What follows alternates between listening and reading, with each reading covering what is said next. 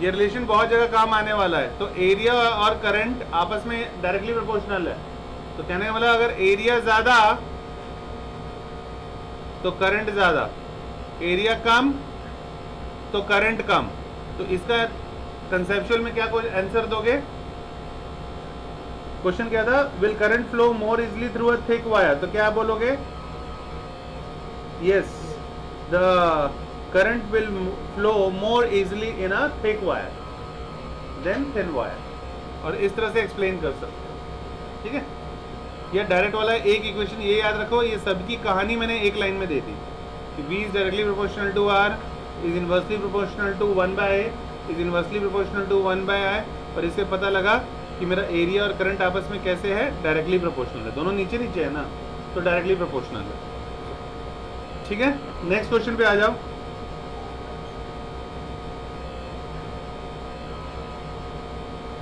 एक क्वेश्चन है बेटा, Why are coils of electric toaster और electric irons are made up of alloy? alloy का क्यों बनाया होता है? एक सिंगल एलिमेंट क्यों नहीं होता? alloy क्यों बनाया जाता है? alloy क्यों बनाते हैं बेटा? उसमें क्या होना चाहिए? रेसिस्टिविटी जो है वो हायर होती है उसकी। ये लिख लो कहीं पे कि रेसिस्टिविटी जो है alloy की हायर होगी, ये याद रखना है तुम्हें। और प्योर मेटल की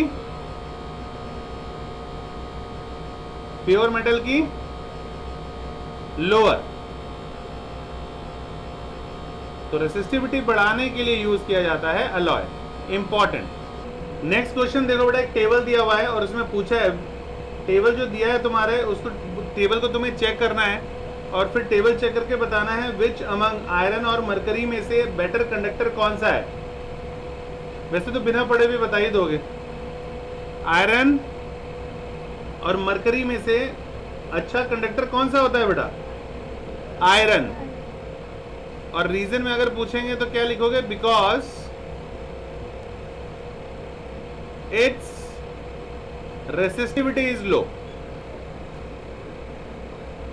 because it's resistivity is low.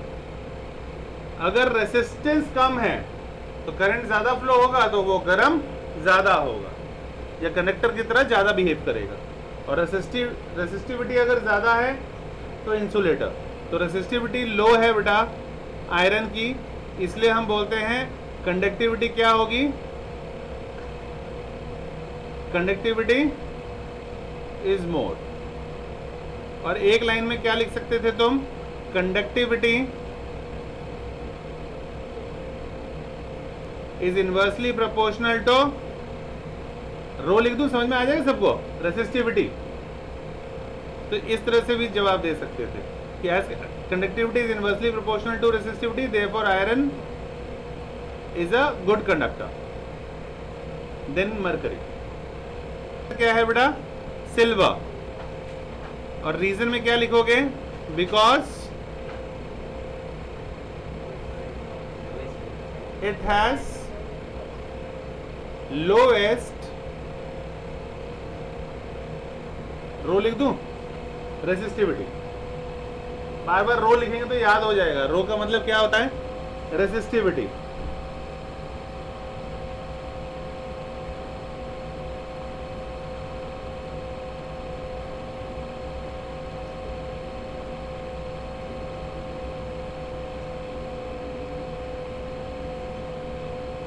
चलें आगे। अब नेक्स्ट है बेटा, एक सर्किट बनाना है तुम्हें।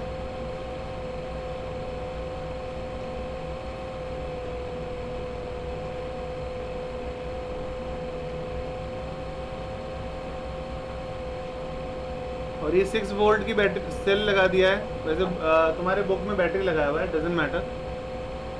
बाकी 5 ओम, 8 ओम और 12 ओम। और यहाँ से एक एम मीटर लगा दिया है।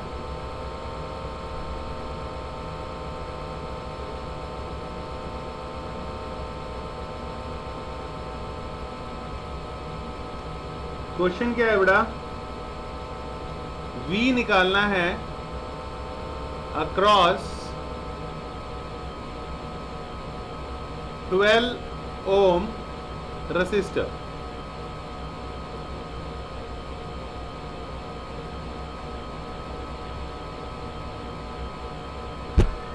सिर्फ 12 ओम रसिस्टर। तो सबसे पहले देखो V, अगर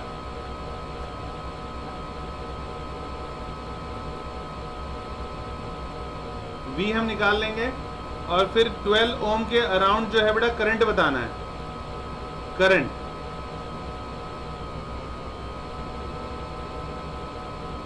पहले देखो, बेटा ध्यान से देखो फिर लिखना।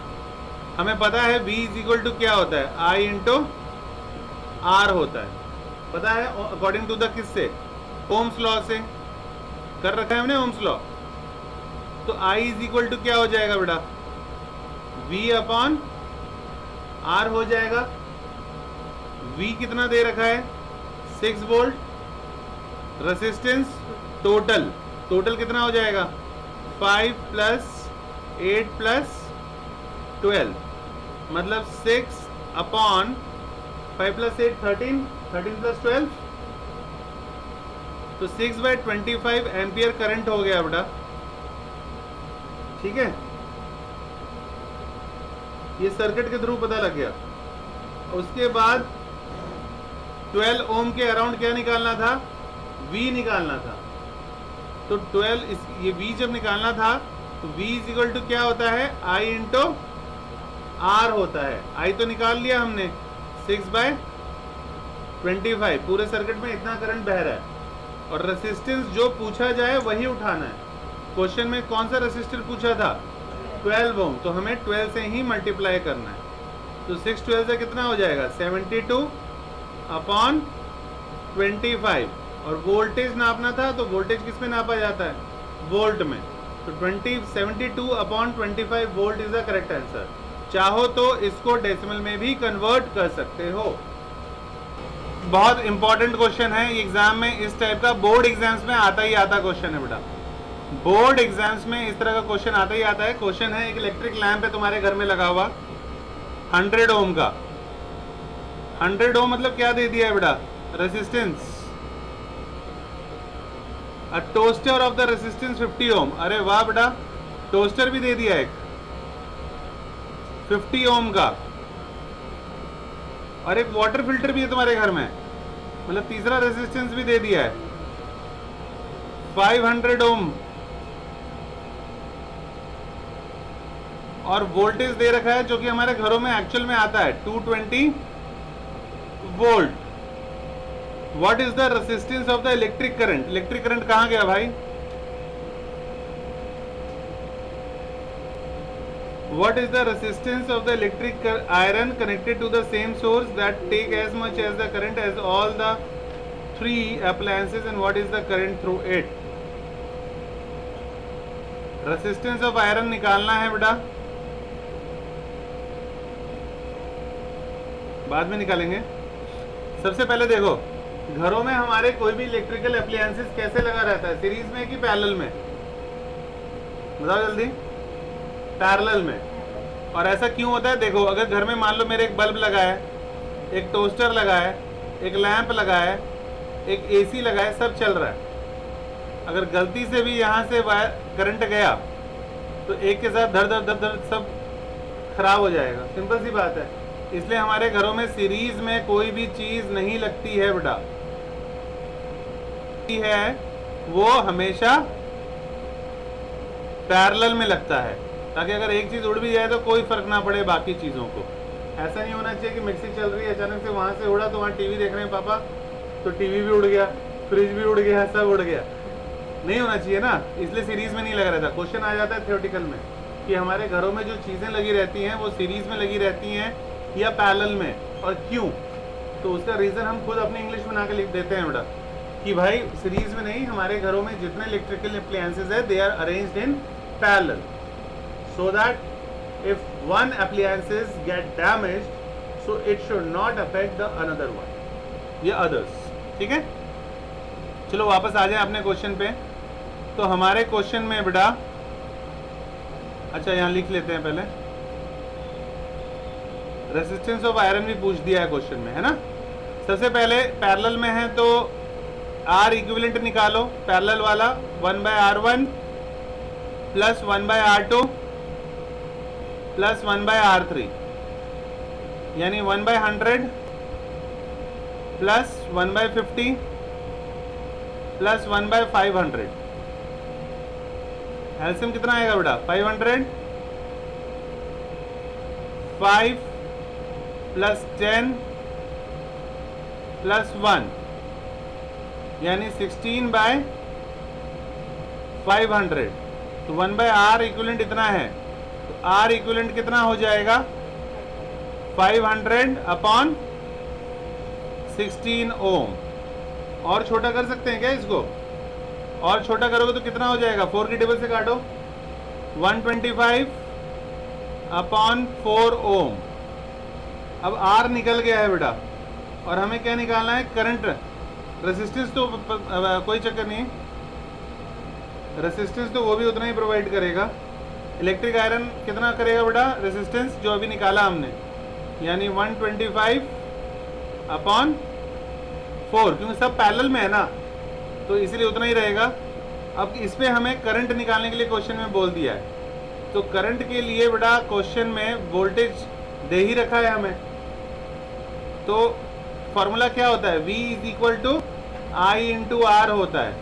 तो अगर I निकालना है तो क्या करना पड़ेगा? V/R। V कितना दे रखा है बेटा? 220 दे रखा है, और R कितना दिया हुआ है? 125/4। तो 125/4 यहाँ पे करते हैं, तो 220 हो गया अपॉन 125 और अपॉन 4, तो 4 ऊपर चला जाएगा। अब बस तुमको इसको सॉल्व करना है, इसको सॉल्व करके बताओ कितना आ रहा है बेटा। 5 की टेबल से काटो, 525 सा 125, 544 सा इतना, 4 4 सा 16, 176 अपॉन 25। और क्या निकाल रहे थे? करंट निकाल रहे थे, मतलब एम्पियर। डिवाइड करके बताओ 0 पॉइंट कितना आएगा? 7.04 एम्पियर आएगा। ट्राई टू कैलकुलेट, इतना ही आएगा बेटा, क्योंकि 25 6 सा 150 होता है, 25 7 सा 175 आ जाएगा, तो 7 पॉइंट समथिंग आएगा। तो 7.04 ampere would be the right answer. Note it down बेटा। ये बोर्ड में आने वाला क्वेश्चन है, प्री बोर्ड में और यूनिट टेस्ट में। देखो ध्यान से, तुम्हारे पास 3 रेसिस्टेंस, एकदम ध्यान से देखना पहले। 3 रेसिस्टेंस दे दिया है, एक है 2 ओम का, एक है 3 ओम और एक है 6 ओम। और तुमको ये अपना सर्किट ऐसे बनाना है ताकि तुमको R इक्विवेलेंट जो मिले वो मिले, एक बार 4 ओम मिले और एक बार कितना मिले? 1 ओम मिले। ये पहला क्वेश्चन है, ये पहला दूसरा क्वेश्चन है।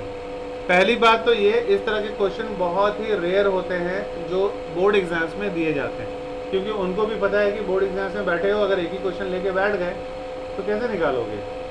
तो इसमें देखो कैसे, मैंने बोला था 4 कनेक्शन होते हैं, लेकिन वो मैंने बोला था तब अप्लाई करना जब ये तीनों सेम ओम के हो, तो हमारे पास वो 4 कनेक्शन होते हैं, मतलब 4 प्रोबेबिलिटी होता है उसको सॉल्व करने का। अब इसमें तो अलग अलग दे दिया है, इसमें तो 12 प्रोबेबिलिटी हो जाएगा। बैठ के अगर करोगे सॉल्व तो आधा घंटा लग जाएगा। तो इसलिए बस याद रखो, पहले वाले को क्या करना है, ये एक तुम्हारा 2 ओम का ले लो, और इसके साथ 2 और जो बच गए हैं बेटा, एक बार करके प्रैक्टिस कर लोगे तो याद रह जाएगा कि ये वाला 2 ओम वाला लेना है। बाकी कौन कौन सा बच गया? 3 और 6, तो 3 ओम का और ये 6 ओम का लेना है तुम्हें, ठीक है। अब ध्यान से देखो, इसका मतलब क्या है? इसका मतलब है कि ये तो मेरा सीधा सीधा आ रहा है, मतलब ये तो मेरा 2 ओम का ही रेसिस्टेंस है, लेकिन ये दोनों कैसे अरेंज है आपस में?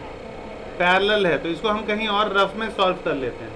तो रफ में अगर इस सर्किट को सॉल्व करेंगे तो कुछ ओम आ जाएगा, देखते हैं क्या आ रहा है। फिर दोनों सीरीज में होगा तो दोनों को सीधे सीधे ऐड कर देंगे, है ना। तो ये दोनों पैरेलल में है, तो कैसे सॉल्व करेंगे बेटा? 1/R is equal to 1/3 plus 1/6। LCM 6 हो गया, 2 + 1 मतलब 3/6। लेकिन ये 1/R निकाला है ना मैंने, मुझे 1/R थोड़ी ना चाहिए, मुझे क्या चाहिए, R इक्विवेलेंट चाहिए।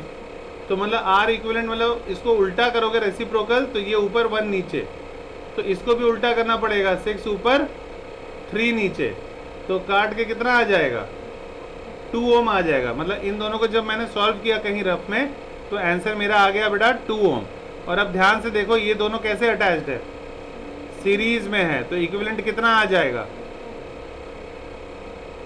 2 + 2 मतलब 4 ओम। और हमें पहुंचना कहाँ तक था, यहीं तक तो पहुंचना था, 4 ओम तक ही पहुंचना था।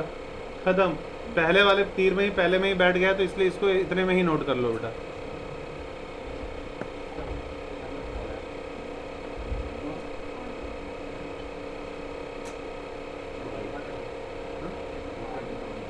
ठीक है बेटा, ठीक है बेटा। तो तीनों को एक बार जो है पैरेलली अरेंज कर लेना है, सो दैट 1/R कैसे निकालोगे, 1/2 + 1/3 + 1/6 करके, और देखा गया 1 ओम आ गया और 1 ओम ही निकालना था, सबसे सिंपल।